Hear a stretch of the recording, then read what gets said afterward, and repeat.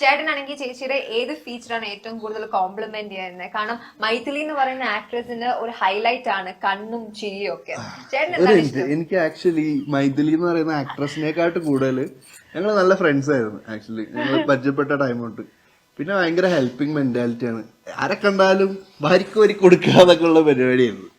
പിന്നെ അതൊക്കെ തന്നെയാണ്. കാരണം ഞങ്ങളൊരു ബാച്ചിലർ ലൈഫിൽ എല്ലാരും കൂടിയുള്ള സ്റ്റേ ആണല്ലോ. അപ്പൊ നമ്മള് എല്ലാരും കൂടിയാണ് എല്ലാ പരിപാടികളും ചെയ്യാറ്. അതിന്റെ ഏതോ ഒരു നിമിഷത്തിൽ ഞാനുള്ളോട് ചോദിച്ചു, ഞാനും അങ്ങനെ എന്താ പറയാ സിംഗിൾ ആയിട്ട് ഇങ്ങനെ നടക്കുകയായിരുന്നു.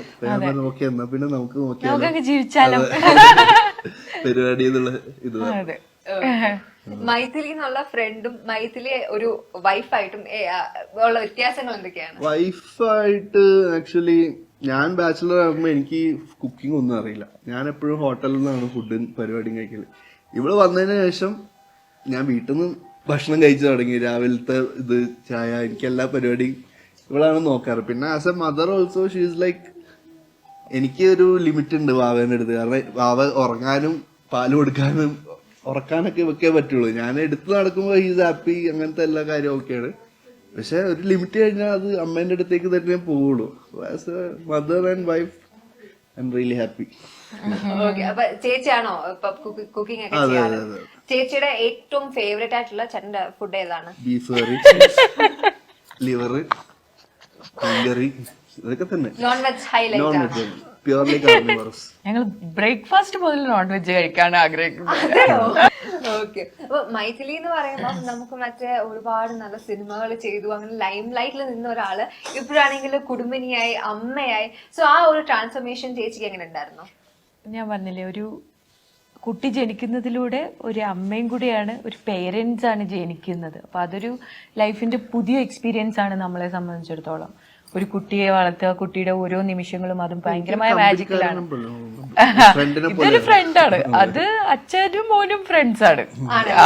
അച്ഛനും മോനും നല്ല ഫ്രണ്ട്സ് ആണ്. പക്ഷെ എനിക്ക് അവന്റെ ഓരോ every day they are growing. അവര് ദിവസം അവർക്ക് എന്തെങ്കിലുമൊക്കെ മാറ്റങ്ങൾ ഉണ്ടാവും. അവർ ഗ്രോ ചെയ്തുകൊണ്ടേ ഇരിക്കുകയാണ്. അപ്പം എനിക്കതിൽ ഭയങ്കര സന്തോഷമുണ്ട്, അവന്റെ ആ ഒരു വളർച്ച കാണുന്നതില്.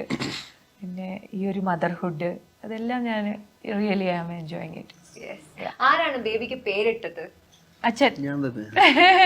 എന്തുകൊണ്ട് അങ്ങനെ ഒരു പേര് നീൽ എന്ന്? നീലിന് അതൊരു കാരണമുണ്ട്. ആക്ച്വലി ഞങ്ങൾ ഇവനെ ആദ്യമായിട്ട് കാണുമ്പോ ഇവൻ ഫുൾ നീല കളറായിരുന്നു. ആക്ച്വലി നീല കളർ ഇൻ ദ സെൻസ് ഒരു ജസ്റ്റ് ജനിച്ച പാടന്നെ ഒരു ദിവസം ICUലൊക്കെ കിടത്തേണ്ടി വന്നു. അപ്പൊ അങ്ങനത്തെ ഒരു ഫീല്, അത് ഓക്സിജൻ ഇങ്ങനെ കുറവാകുമ്പോഴത്തേക്ക് ബോഡി ഒരു ബ്ലൂ കളർ. അപ്പൊ ഞാൻ അതുകൊണ്ടാണ് ആദ്യമേ പേരൊന്നും സെലക്ട് ചെയ്ത് വെച്ചിട്ടില്ല. കാരണം നമുക്ക് ആണാണോ പെണ്ണാണോ എന്ന് അറിയില്ലല്ലോ. അപ്പൊ നമ്മള് സെലക്ട് ചെയ്ത് വെക്കാത്തതുകൊണ്ട് പെട്ടെന്ന് എനിക്ക് അവനെ കണ്ടപ്പോ സ്ട്രൈക്ക് ചെയ്ത പേരാ നീലൻ.